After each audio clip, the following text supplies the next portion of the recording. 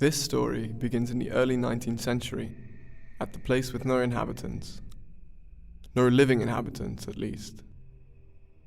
The restless souls of nameless graves were the only dwellers of the small cemetery hiding beneath the shady trees. According to archaeologists, it was a military graveyard from the Napoleonic era. All other sources claim these graves belonged to criminals.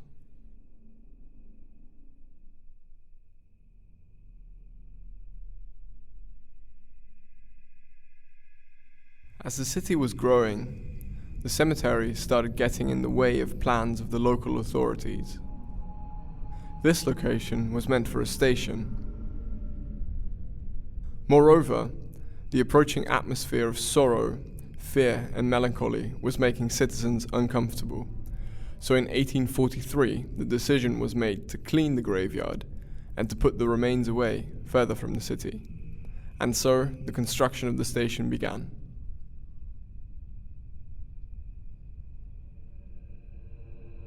However, not long after the station was built, it started to fail. The station was weak. Some even assumed that it was haunted, that the undesired spirits of nameless graves were fighting back for their right to be at the station. The building had to be renovated and reinforced for the first time in 1855. It was extended on both sides as well as in height. And the second restoration took place just 10 years later, in 1865. Eventually, due to these drastic changes, the station became 3 times its original size. By 1868, it became clear the private company that owned the station couldn't find a solution. Forced by the circumstances, odd accidents, and rising anxiety among citizens, the company had to ask for help from the government. The two parties couldn't come up with an agreement, and eventually the state established their own station 750 meters to the south in between the tracks.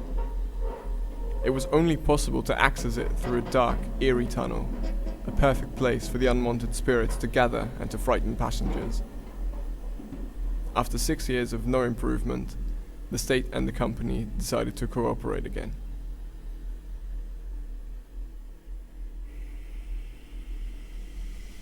In 1894, due to lack of new ideas on how to preserve and secure the station, platform hoods were built. However, this approach to architecture had the opposite effect. The undesirables got more space to hide.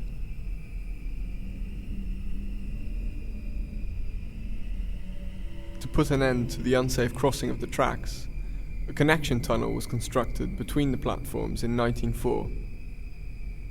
Another dark tunnel for the undesirables to occupy. In order to prevent that, compulsory tickets to enter the station were implemented, but the undesirables always found their way in.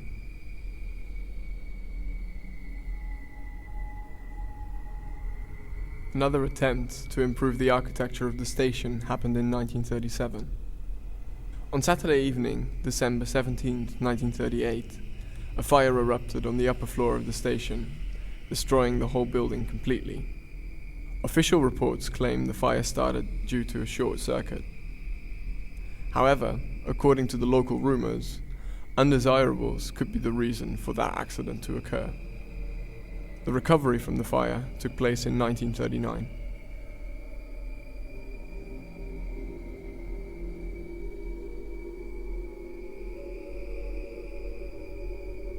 In 1944, the Second World War.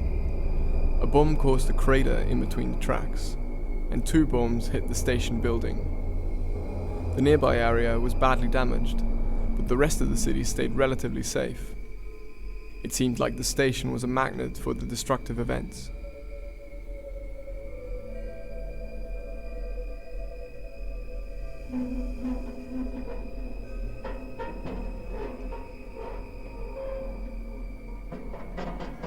In 1950, a new plan for the station was made, and in 1973, a completely new creation was ready to accept the right kind of passengers again.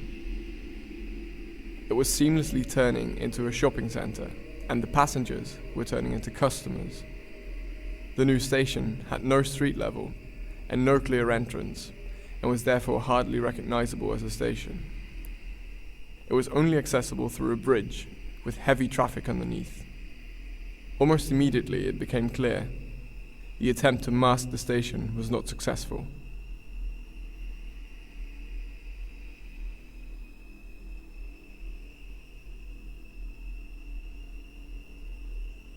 In 1989, with the celebration of 150 years of railways, a double-sized hall was opened above the tracks. And in 1995, the floor size doubled again, with the implementation of the same design.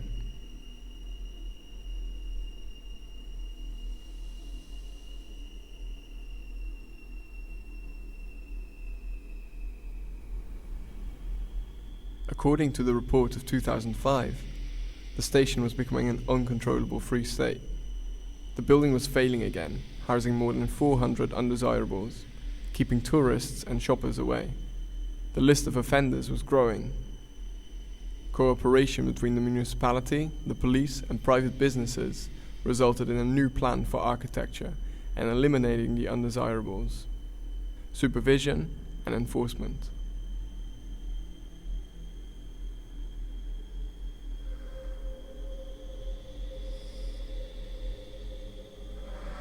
In 2016, human remains were discovered at the construction site. The leftovers from the graveyard of the 19th century, mishandled and neglected, and now reminding who actually owns the station.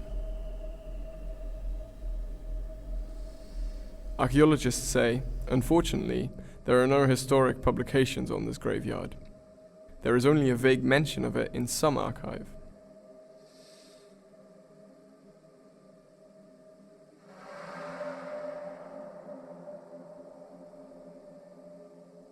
Perhaps the only way to keep the station from failing is to keep the building in constant flux.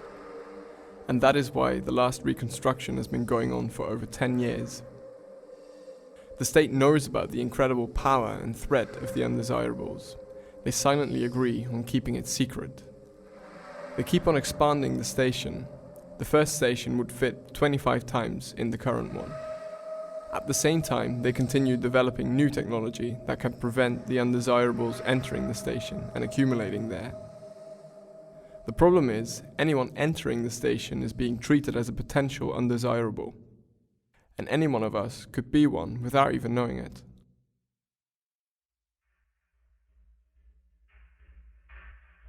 Security cameras are searching for suspicious behavior among the passengers. Turnstiles are registering every individual going in and out, and the time of their travelling. Police officers are wearing body cams on their vests. Not a single encounter or conversation is going to stay without documentation. Wi-Fi trackers are tracing every movement. Tax debt detectors, social media monitoring, and targeted supervision are coming. Architecture is a physical manifestation of its time, a narrative forming identities. Privatization and securitization of public spaces change their political meaning and turn them into non-places, where the entrance is not by right, but by permission. They have a departicularized character that looks very much alike and pretends to be public.